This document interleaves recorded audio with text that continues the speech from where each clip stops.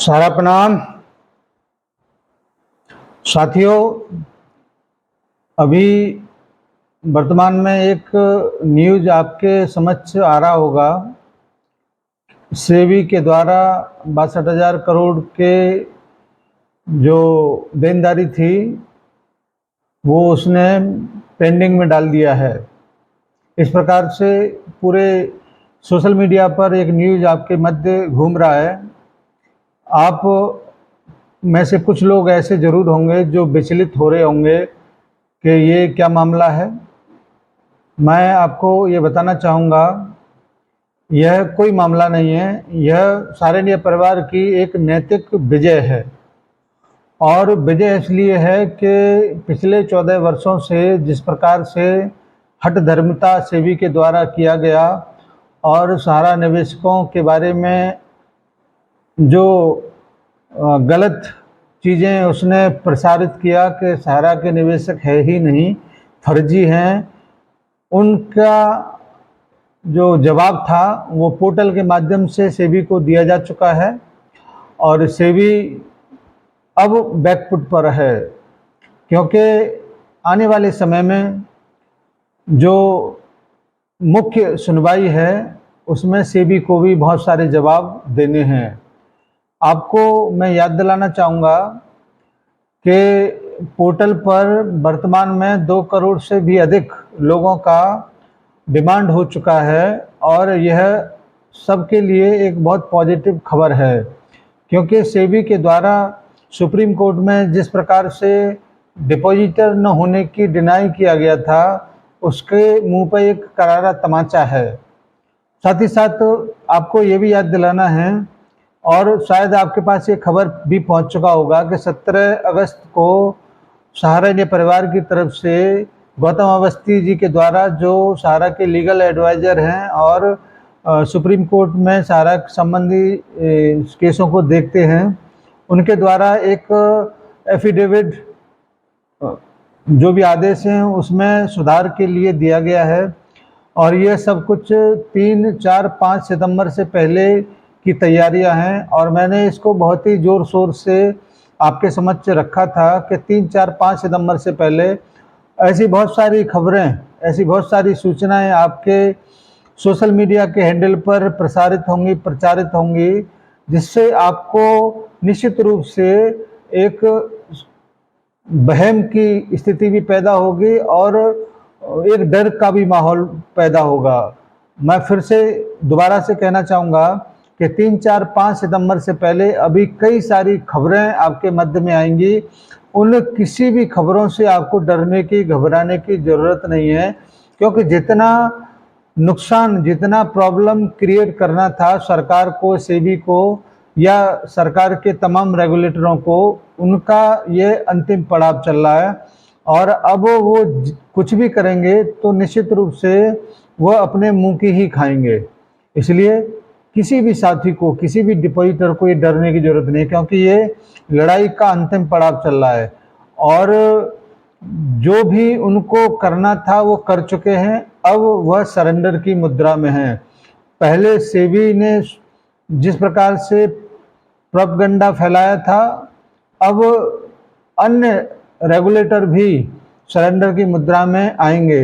अभी सेट में भी जो सारा लाइफ इंश्योरेंस को लेकर बातचीत है उसमें भी कुछ न्यूज़ आपको देखने को, सुनने को मिलेगा, लेकिन उससे पहले तमाम सूचनाएं सोशल मीडिया पर आपके मध्य ऐसी आएंगी जो शायद आपको विचलित करेंगी। इसलिए उन सब से डट के मुकाबला करना है, किसी भी खबर को अपने अन्य साथियों तक नहीं भेजना है, और जब तक सत्यापित न हो किसी के ऊपर विश्वास नहीं करना है। अब हम 14 वर्ष के वनवास के अंतिम पड़ाव पर हैं और 3, 4, 5 सितंबर को जो सुनवाई होने जा रहा है वह ऐतिहासिक होगा। आपके जो भी कष्ट हैं, माननीय सुप्रीम कोर्ट करोड़ों लोगों की भावनाओं को जरूर समझेगा, करोड़ों लोगों की जो अपेक्षाएं हैं उनको जरूर पूरा करेगा। ये आप तय मान के चलिए।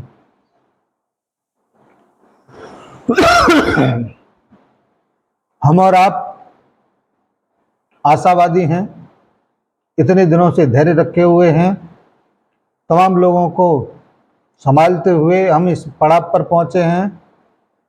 तमाम लोगों की गालियां सुन के हम आपको संभाल के रखे हुए हैं, लेकिन अब उसका प्रतिफल आपको देखने को सुनने को जरूर मिलेगा, क्योंकि सरकारी रेगुलेटरों की नैतिक हार के बाद अगर थोड़ा सा भी उनके अंदर शर्म बाकी होगा तो निश्चित रूप से अब सारा डिपॉजिटरों के बारे में वह लोग जरूर सोचेंगे।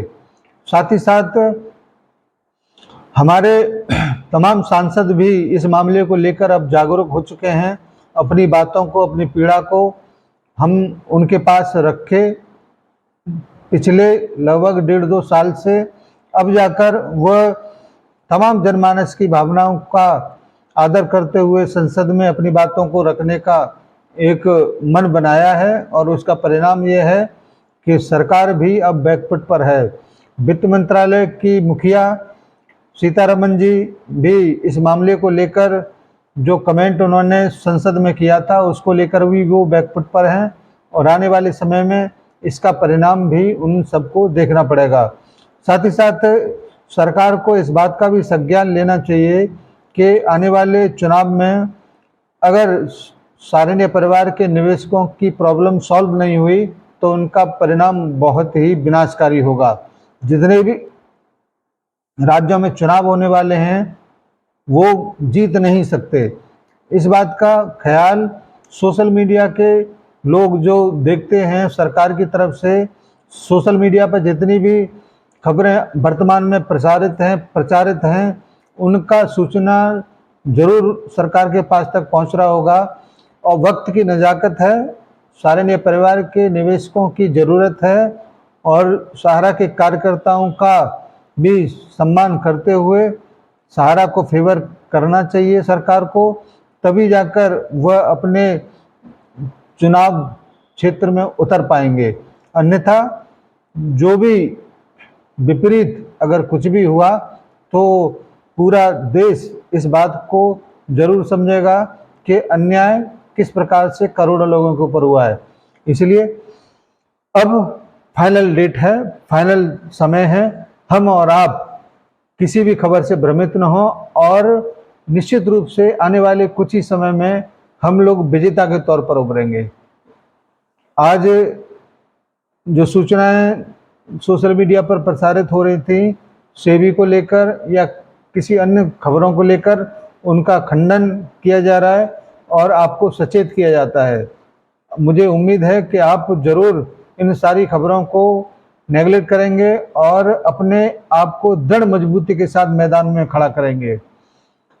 इसका सहयोग करने के लिए आपके बीच यथार्थ के रूप में एक सशक्त प्लेटफॉर्म मौजूद है, जो कि आप साथियों का बहुत मनोबल भी बढ़ाता है, सही सूचनाओं को आपके पास तक पहुंचाता है।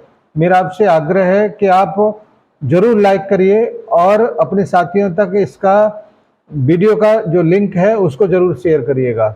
धन्यवाद आप सभी के लिए, आपके सहयोग के लिए, और हम लोग डटे हैं मैदान में, आप भी डटे रहिए, हम लोग जरूर जीत के मानेंगे। धन्यवाद।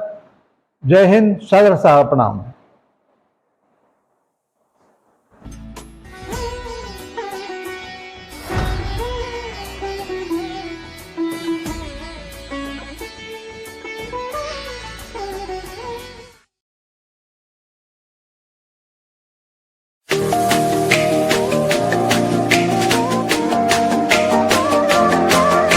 सहारा इंडिया परिवार, आत्मविश्वास की ताकत। सहारा प्रणाम।